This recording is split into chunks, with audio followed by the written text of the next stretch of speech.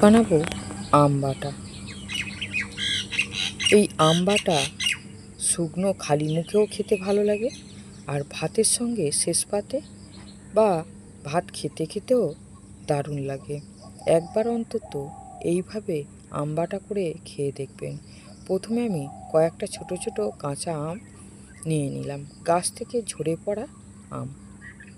এই আমগুলোকে ভালো করে ছাড়িয়ে কেটে নুন জলের মধ্যে বেশ কিছুক্ষণ চুবিয়ে রাখলাম। এরপরে জল থেকে ছেঁকে নিয়ে একটা মিক্সির জারের মধ্যে নিয়ে নিলাম।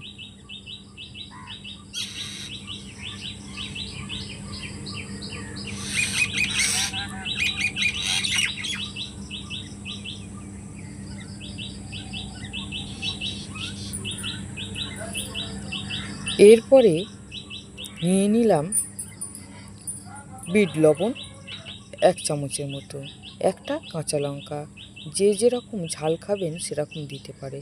প্রত্যেক ভিডিওতেই বলি আমরা একটু ঝাল কম খাই, তাই একটা লঙ্কা দিলাম।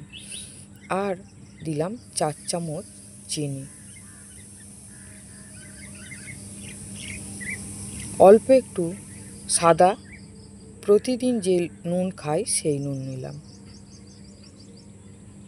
1.5 চামচের মতো কালো সর্ষে।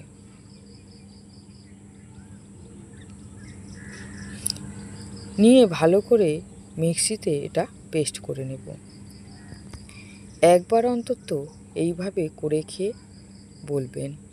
আমার আম বাটার রেসিপি যদি আপনাদের ভালো লাগে, আমার চ্যানেলে একটা সাবস্ক্রাইব করে দেবেন, লাইক করবেন, কমেন্ট করে জানাবেন। আমার তাহলে বেশ ভালো লাগবে। এর সঙ্গে আর কিছুই দেব না, জাস্ট এইটুকুই। এইভাবে আম বাটা করে খেয়ে দেখবেন।